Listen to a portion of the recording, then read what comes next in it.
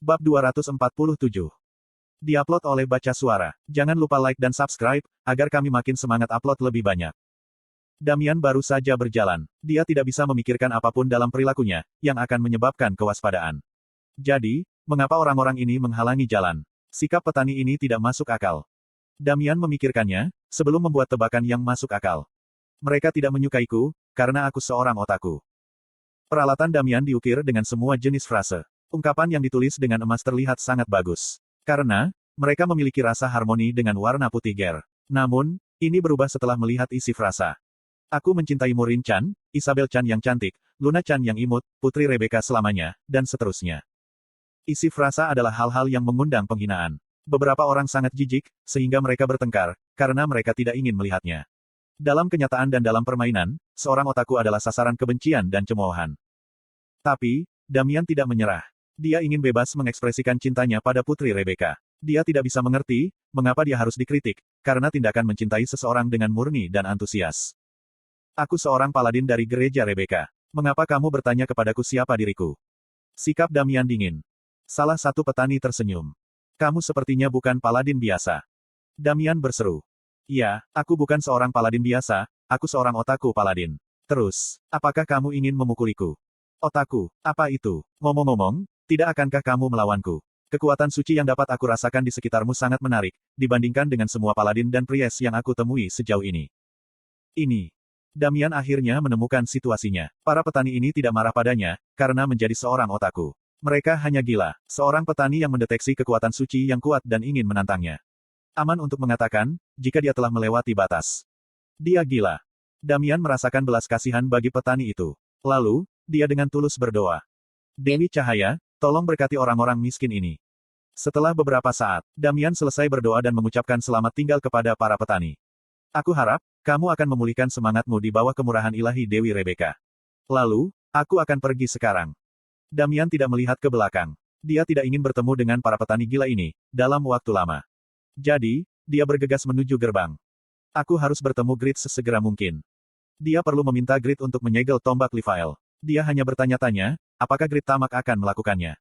Aku akan menyelamatkan Isabel Chan. Bahkan, jika aku harus memberikan semua milikku padanya. Petik 1. Dia akan mencurahkan jiwanya untuknya. Saat itulah, dia membuat janji lagi. Mengintip. Terdengar suara keras. Damian menoleh untuk melihat cangkul terbang ke arahnya. Heok. Jelas ada niat membunuh. Ki yang luar biasa. Itu akan menyebabkan kerusakan besar, jika dia tidak memblokirnya. Damian secara naluriah merasakan dan buru-buru mengangkat perisainya. Caeng. Gelombang kejut yang kuat terjadi, sebagai akibat dari cangkul dan perisai putih yang bertabrakan. Seluruh ladang gandum bergetar. Damian terkejut. Kuat. Itu adalah kekuatan serangan yang luar biasa. Itu sudah cukup untuk membuat tulang punggungnya merinding, paladin pertama dari gereja Rebecca. Ketika dia merasa bingung, petani itu menarik kembali cangkulnya, dan melepaskan topinya. NPC bernama Piaro. Dia tampak geli, ketika memegang cangkul di satu tangan dan garu di tangan lainnya. Pertahanan yang bagus. Aku harus menggunakan pedang agung.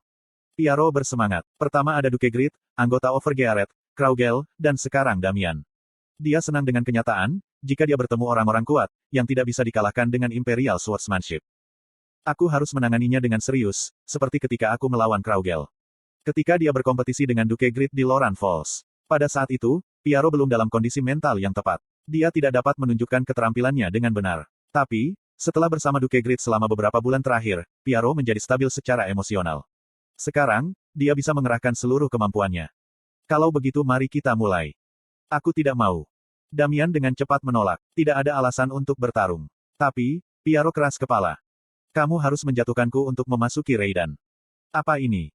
Damian pikir itu konyol. Itu adalah kota, di mana seorang petani adalah penjaga gerbang. Petani lain yang berdiri diam, tiba-tiba berbisik kepada Piaro. Tolong lakukan itu dengan cukup. Aku juga ingin bertarung dengannya. Petik 2. Dia adalah Kraugel. Dia telah bekerja di ladang dan berlatih dengan Piaro, selama 2 minggu. Berkat Piaro, dia pasti menjadi lebih kuat dari sebelumnya. Sekarang, dia hanya kehilangan separuh HP-nya saat menghadapi Piaro. Bahkan, monster itu pun berharap untuk bertarung dengan Damian. Orang yang luar biasa yang bangkit menjadi paladin nomor 2, meskipun menjadi paladin dari gereja Rebecca. Tapi suatu hari, dia tiba-tiba menghilang dari daftar peringkat. Jadi ada desas-desus, jika dia memperoleh kelas tersembunyi. Orang itu adalah Damian. Damian terkenal, jadi Kraugel tertarik pada berita tentang dia. Tapi Damian sendiri tidak menyadari, jika dia adalah seorang selebriti. Dia hanya tertarik pada Putri Rebecca. Bagaimanapun juga, selebriti itu saat ini sedang dalam krisis putus asa. Great Sword terkuat di benua itu, Piaro. Puncak 2 miliar pengguna, Kraugel. Dia ditakdirkan untuk bertarung melawan keduanya secara bergantian. Slot iklan. Kamu bisa pasang iklanmu di sini. Guild Iceflower adalah salah satu poros dari 7 guild. Mereka memiliki 30 anggota. Mereka sedikit jumlahnya, tapi semua 30 anggota adalah elit di 100 top ranker mage. Secara khusus, guild master mereka, Bondre adalah bakat yang luar biasa. Dia adalah mage peringkat pertama dan ke-11 pada Unifit ranking hanya sebulan yang lalu. Berkat anggota Overgearet, peringkatnya didorong ke 17. Namun, tidak ada seorang pun yang tidak akan setuju, jika dia kuat. Ada Grid. Dalam kompetisi nasional, Grid telah mengalahkan Bondre dalam 4 detik. Tapi itu dulu. Dan sekarang, setelah aibnya di kompetisi nasional, Bondre berjuang untuk mendapatkan lebih banyak sihir S-Grade. Dia mencurahkan semua uang, waktu, dan usaha ke dalamnya. Akibatnya, Bondre sekarang jauh lebih kuat daripada dirinya di kompetisi nasional. Dia memiliki 3 mantra sihir S-Grade. 9 bulan kemudian, kompetisi nasional kedua akan diadakan di Prancis, negara asalnya. Di tempat itu, dia berencana untuk membalas dendam pada Grid. Aku akan mengeluarkanmu dalam 3 detik. Tapi sebelum itu, hari ini, aku akan menghancurkan tanahmu. Grid sialan itu adalah Lord dari Raidan. Bondre akan menjadikannya tanah kosong. Perkembangan kota yang terjadi dalam beberapa bulan terakhir, akan sia-sia. Kejam, sempurna. Aku akan membuatmu hancur. Kuhahaha. Penyakitnya telah kembali. Anggota guild berbicara di antara mereka sendiri, ketika mereka menyaksikan guild master mereka mengalami ledakan. Ketua guild mereka sering seperti ini, setelah dikalahkan oleh Grid di kompetisi nasional. Mereka merindukan penampilan masa lalunya. Apa itu? Ada hutan aneh yang dipenuhi tanaman rambat berduri. Saat ini di sebelah barat kerajaan abadi. Gurun akan segera muncul di depan semua orang. Guild Iceflower, tiba-tiba berhenti berbaris. Itu karena, ada ratusan orang di kejauhan. Mereka memblokir jalan sempit hutan. Bukankah mereka tampak seperti pengungsi? Waktu mereka kotor. Guild dekat dengan Raidan. Namun, 900 pengungsi membuat pawai mereka melambat, sehingga Guild Iceflower menjadi jengkel. Bunuh saja mereka. Bondre menyaksikannya dan mengucapkan kata-kata mengerikan. Anggota guild meringis dan menenangkan Bondre. Keburukan kita akan melesat menembus atap, jika kita membunuh begitu banyak orang. Tidak mungkin memainkan game secara normal, untuk sementara waktu. Ya Tuan, tolong tenang saja. Kotoran, kotoran, kotoran, aku ingin menghancurkan Raidan sekarang. Petik 2. Dimengerti, kita bisa terbang di langit. Bondre kehilangan akal, karena rumah kosong musuhnya, tepat di depannya. Anggota guild mencoba menenangkannya. Mereka bisa terbang di langit menggunakan sihir. Ayo terbang melintasi langit, sampai kita lepas dari hutan. Bagaimana dengan itu? Oke. Bondre nyaris tidak mendapatkan kendali dan mengangguk.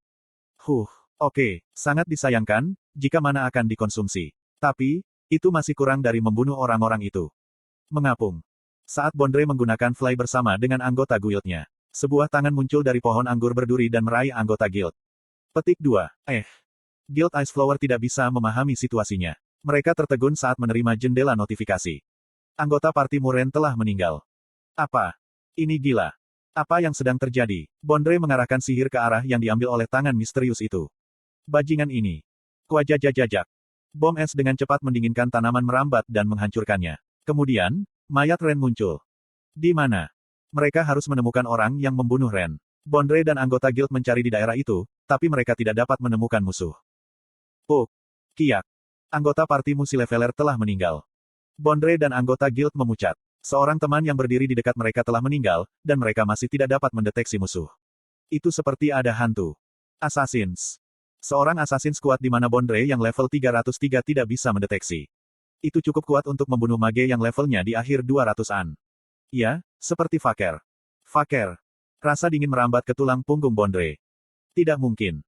Apakah itu benar-benar Faker? Jika begitu, Bondre buru-buru berseru. Kita seharusnya tidak berada di sini. Keluarlah dari hutan sekarang. Petik 2. Seorang assassins adalah counter dari mage. Mage memiliki HP, defense, dan agility yang rendah. Sehingga, mereka tidak mampu melawan para assassins. Itu lebih buruk di tempat gelap seperti ini, dengan banyak rintangan. Mereka harus pindah ke area yang luas. Guild Iceflower membuat keputusan ini dan langsung menggunakan haste. Itu untuk melarikan diri dari hutan, setelah meningkatkan kecepatan gerakan mereka. Tapi, orang dalam kegelapan tidak memiliki niat untuk membiarkan mereka pergi. Dia melemparkan belati yang ditujukan pada para mage.